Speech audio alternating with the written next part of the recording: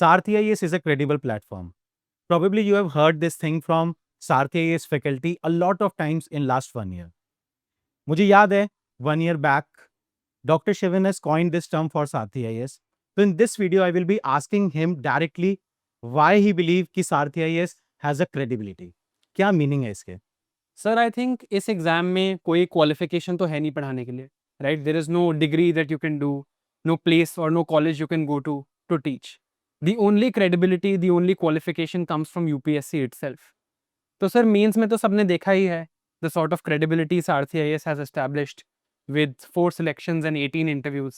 But sir, आज I'm going to tell you about the prelims credibility of our team. तो sir जो हमारी team है उसने 22 times 22 बार prelims clear किया है, and that is when we decided that we are the right people to guide somebody to clear prelims.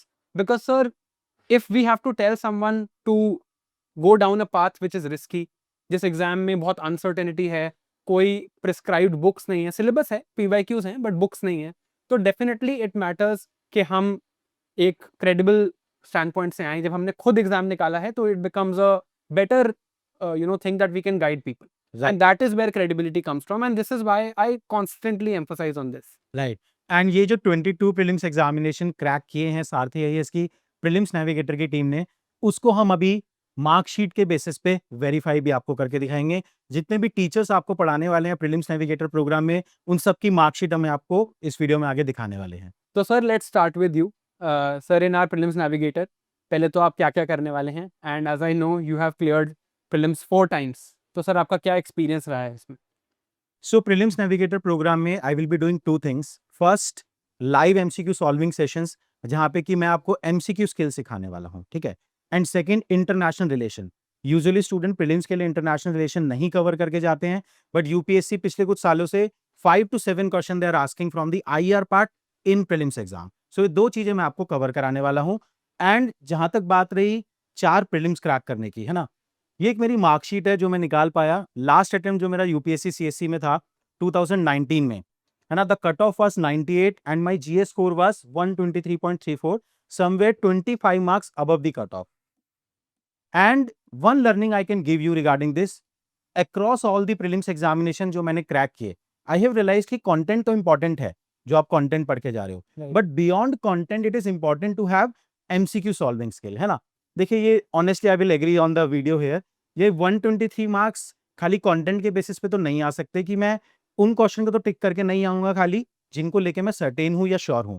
यहाँ पे बहुत सारे ऐसे क्वेश्चन होंगे जिनका मैंने वहीं पे एमसीक्यू सॉल्विंग स्किल के बेसिस पे आंसर रीच आउट किया हुआ है, ठीक है. तो इट इज हाईली इंपॉर्टेंट कि कंटेंट के साथ साथ आप एमसीक्यू प्रैक्टिस करें, और जो एमसीक्यू सॉल्विंग स्किल है वो एलएमएस में मैं आपको सिखाने वाला हूं. So now let's come to doctor Shivan. You have cleared 2 prelims examination and prelims navigator course में सबसे पहले बात करते हैं कि आप क्या-क्या चीजें पढ़ाने वाले हैं स्टूडेंट को. Sir I have given only 2 attempts and in both my attempts I have made it through the prelims with great marks, और वो मैं अभी दिखाऊंगा भी. In prelims navigator sir, I will be teaching science and tech, environment, I'll be teaching current affairs of economy, science and tech and environment. और एक surprise भी है सर जो बच्चों को बहुत सून पता चलने वाला है with regards to economy. तो वो सारी चीज़ें करने के बाद I'll also be doing mentorship weekly.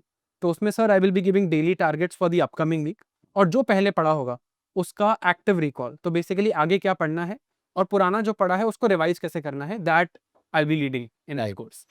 And जो आपने 2 प्रीलिम्स एग्जामिनेशन क्रैक किए, इनका मार्कशीट भी देखते हैं एक बार. आपका क्या एक्सपीरियंस रहा प्रीलिम्स का? Sir so this is the marksheet of my first attempt. जब 87.54 कट ऑफ था and I got 115 marks. Sir 2022 में जो सेकंड अटेम्प्ट था when I got selected, similar marks were there, similar cut off was there. तो sir दोनों बार मुझे ये लगा है कि जो सबसे इंपॉर्टेंट लर्निंग है वो ये है कि कोई भी सब्जेक्ट इग्नोर मत कर, right? Because there are so many subjects which we tend to ignore.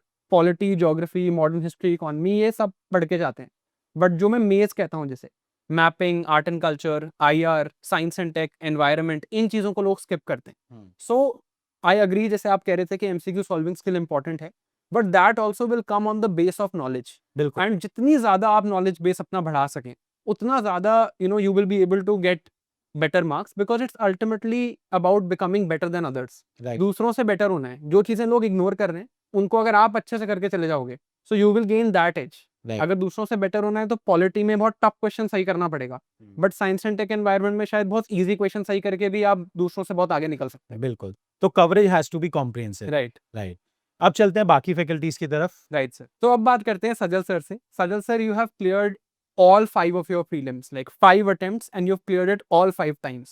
तो सर कैसे हुआ ये? Like what is your secret sauce behind clearing prelims every single time? So basically, to clear prelims, I used to focus on two things. First is कि जो 4 core subject हैं, I had mastered them: polity, economy, history और geography. Right. और I used to ensure कि इन 4 subjects में मेरा at least 80% के आसपास स्ट्राइक रेट रहे। Right. तो that always used to ensure कि मैं 100-110 तो हर बार आराम से आ जाता था। Right. उसके बाद जो फाइनल 20 मार्क्स होते थे, उसके लिए I used to use a lot of smart hacks and all these things which I will also be teaching in this session also और in this programme also. Right. तो सर जैसे prelims navigator में you are going to cover all PYQs from 2013 to 2025. तो sir इसका क्या role रहा है in such brilliant marks? You have 134 marks in prelims 2016, तो ये बहुत ज्यादा नंबर है सर। तो ये इसमें PYQs का क्या रोल है सर जो आप कवर करने वाले हो प्रीलिम्स नेविगेटर में? तो बेसिकली जो PYQs हम करेंगे ना, उससे we will first of all understand the language of the UPSC, right because to understand the language of UPSC it makes things very easy कि यूपीएससी कहाँ पे आपके साथ ट्रैप करता है। राइट राइट, सेकेंडली बहुत सारी थीम्स ऐसी होती हैं जो रिपीट होती हैं। राइट जैसे फॉर एग्जाम्पल बुद्धा का क्वेश्चन था, वो 16 में भी आया था, उससे पहले भी आया था। तो the idea is that there are lot of themes which we understand कि यार ये इनका एक ट्रेंड पैटर्न रहा है कि ये हर 2-3 साल में यूपीएससी पूछ रहा है। जैसे मनी विल हो गया, 3 बार पूछ चुका है यूपीएससी लास्ट 6-7 साल में। राइट सो उससे हमें ये पता लगेगा। थर्डली, जो हम स्मार्ट हैक्स कहते हैं जिसको, कि there are certain hints which UPSC gives. Right So by seeing the PYQs, we will actually identify those hints, and that will help you in improving जो 10-15 मार्क्स एक्स्ट्रा होते हैं, जो मैं कहता हूँ कि नॉलेज के बियॉन्ड आपको मिलते हैं, वो इसमें हेल्प करेंगे। Right sir. एक मेरी लास्ट जो मैं एक एडवाइस दूंगा कि यार प्रीवियस ईयर के कट ऑफ से नेक्स्ट ईयर का कट ऑफ मत एक्सपेक्ट करो, बिकॉज फॉर एग्जांपल राइट 2015 में cut off was 107 and that got increase to 116। तो जब मैं सॉल्व कर रहा था ये 16 में, आई केम टू रियलाइज कि यार देखो शायद कट ऑफ बढ़ सकता है। So that's the reason I took that extra kind of risk कि यार मतलब अराउंड 120 के बियॉन्ड भी ट्राई करता हूँ, so that I can be safe. So Right. that is some kind of a learning which I think I have taken after clearing 5 prelims. Right, sir.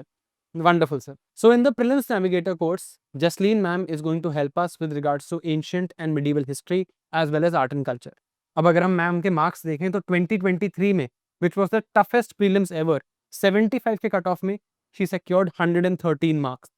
So let's hear what Jasleen ma'am has to say about her learnings from prelims. Hello dear students. So my name is Jasleen Kaur. As Shivan sir has informed you, I had gotten about 38 marks above the cutoff in 2023, and even in this year's attempt, that is 2025 prelims, I'd scored on the similar level about 115 to 118 marks. So let us see what are the things that I followed. First of all, please understand this. UPSC punishes every tiny gap that you leave. So my idea was always clear that I have to leave no stone unturned because it's a competitive exam, okay? So there were 4 fundas, 4 keys that I had used to unlock the prelims for 3 times successfully. First of all, Excel 6 basic subjects. देखो ये जो 6 basic subjects है ना, सारे बच्चे कर रहे हैं और वही हमारा competition है, तो इन 6 subjects में कोई गलती नहीं होनी चाहिए। तो I had to make sure कि ये 6 subjects में से अगर कोई भी question आ गया, अगर मेरे पढ़ी हुई चीज़ों में से सवाल आया तो वो गलत नहीं होना चाहिए। तो मैंने क्या करा, 1 महीना जो प्रीलिम से पहले होता है ना, वो बहुत इंपॉर्टेंट होता है रिवीजन के लिए।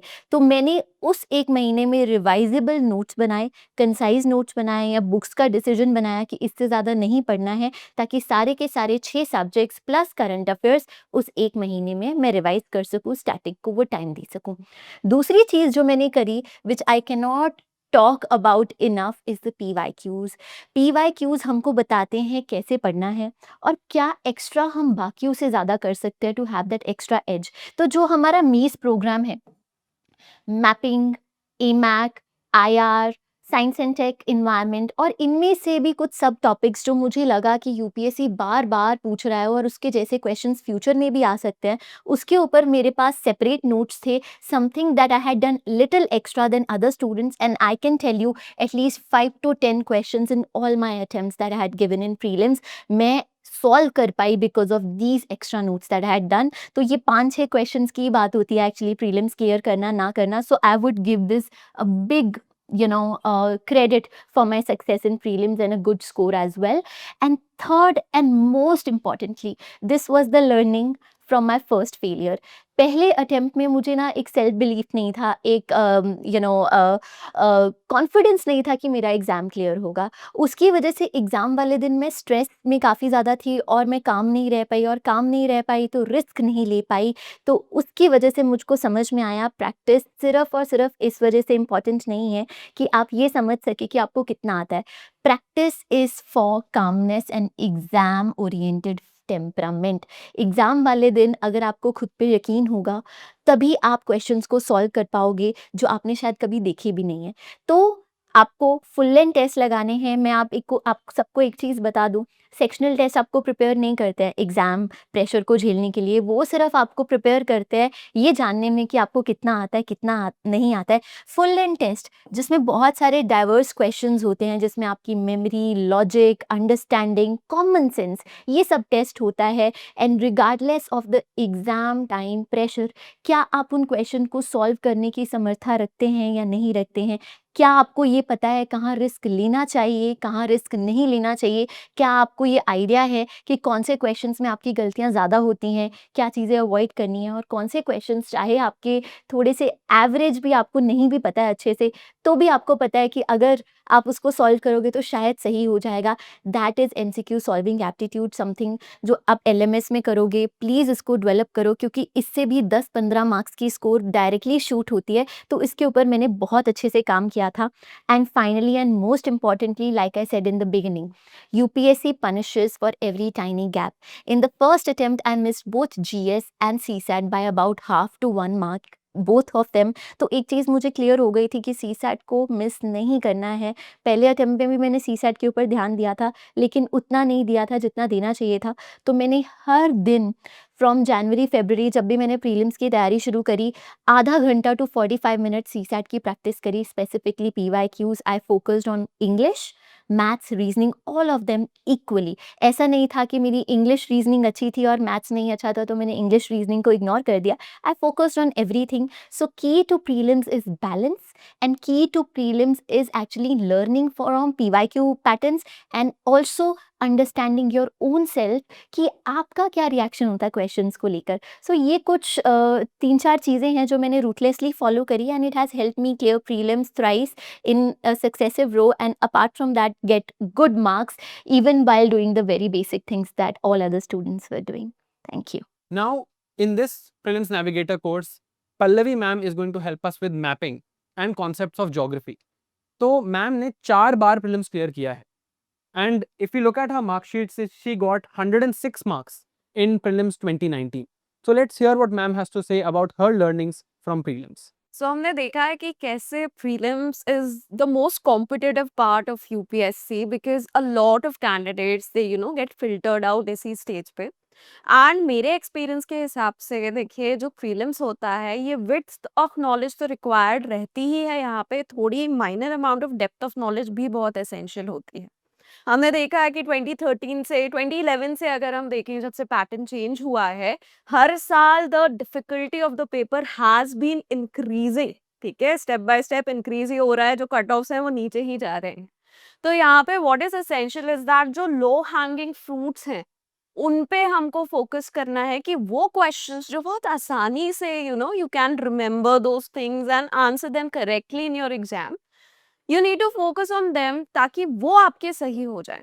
ठीक है, आपको क्या करना है, देखो बाकियों से कुछ ऐसे क्वेश्चंस हैं जो सबको आते ही हैं, राइट? वो तो सब सही करेंगे, आपको कुछ ऐसे सही करने हैं जो बाकियों को नहीं आते, आपको आते हैं. तो ऐसे लो हैंगिंग फ्रूट्स पे आप फोकस करिए and that will be the focus during my mapping, the mapping classes as well. कि आपको इतने अच्छे से अवेयरनेस हो रहा है, स्पेशल अवेयरनेस हो रहा है कि मैपिंग रिलेटेड क्वेश्चंस आपके हमेशा सही रहें एंड इससे रिलेटेड मार्क्स आपको इसके लिए कोई भी स्ट्रगल ना करना पड़े। Now let's come to Mudit sir. तो मुदित सर ने एग्जाम ही 3 बार क्लियर किया है, प्रीलिम्स 4 बार क्लियर किया है, तो सर आपसे मार्कशीट मांगते हुए थोड़ी शर्म आ रही है मुझे। बट द पॉइंट इज कि sir firstly what you will be doing in prelims navigator and what is your experience with regards to prelims, and sir आपकी मार्कशीट क्यों नहीं है यहाँ पे? 2019 तक की मार्कशीट्स मिल रही हैं, 2019 ऑनवर्ड्स उससे पुरानी मिल नहीं रही हैं, and back in my days I never thought of saving the marksheet, so that is the reason कि मार्कशीट Right. नहीं है अवेलेबल, बट 3 बार सिलेक्शन है। Right. ठीक है, so with respect to the course I will be taking current affairs, and I'll be taking current affairs in a manner that you will not have to prepare current affairs from anywhere else. Right. So last year we had 28 questions from our compilation plus partially solvable questions as well. And this year as well, we will strive for same. We will strive for better. If not the same, we will strive for better. Right. तो sir prelims को लेके आपकी learning क्या है? Like sir जैसे एक instance मुझे याद है, आप मुझे एक बार बता रहे थे कि 2016 में you were already selected as an IPS officer and still you couldn't make it through the prelims. Yes. I think that is the only attempt जब आपका Yes. प्रीलिम्स नहीं हुआ। तो सर क्या सीखा आपने उससे? And I think that's very important for our students. So I got selected into IPS twice in 2014 and then 2015. And despite that, I was not able to clear prelims in 2016. The clear reason, I have been very honest about it, I was in the air. कि मेरा नहीं होगा तो किसका होगा? Right. That was the thing, and I did not follow my processes. I did not study, and somehow that was the year that UPSC came to know that I am not focusing on current affairs, and they asked a lot of questions on current affairs. आप उठा के देखो, 15 तक इतने question नहीं आते थे, हम वही अपने स्टैटिक पढ़ के जाते थे, सो कॉल्ड वेटरन जो जाते हैं, और रिवाइज करते थे, क्लियर हो जाता था प्री। 16 में उन्होंने एकदम से 38 questions I guess they asked from current affairs, and I fell short. So my learning was that, of course, I prepared current affairs. I prepared like a newbie, and I left no stone unturned. तो ये exam ऐसा है कि अर्श से फर्श पे लाने में एक रिजल्ट लगाता है. You cannot take it lightly. You have to follow the process day in day out. Be boring, as Virat Kohli says. Be boring with respect to your preparation. तो मैंने वही सब करा जो मैं previous attempts में करता था. And then in 2017, I was able to clear prelims. Unfortunately, उसकी भी marksheet नहीं है. But I was able to clear. I was able to learn from my mistakes that I made in 16. Right. So in the end I just like to tell all of you this कि यार देखो, पहले तो I have been the one who has been saying it on YouTube कि यार you should learn from credible people. तो I thought it was important, Mains को लेकर तो आपको पता ही है, तो I thought it was important कि आप सबको पता चले कि इवन प्रीलिम्स में सारथी आईएएस की जो टीम है वो क्रेडिबल है, they have cleared the exam themselves, and the people who are guiding you are people who have actually made it through the process. And जो इस वीडियो की लर्निंग्स हैं, प्लीज़ उनको ध्यान से सुनना। This is coming from people who have made it through this entire process themselves, कि किसी सब्जेक्ट को इग्नोर नहीं करना है, MCQ solving skills matter, current affairs matters, हवा में नहीं उड़ना है, and PYQs matter. So if you take these lessons with you, I'm sure that you will also put your best foot forward as far as prelims is concerned. Thank you for watching and see you next time.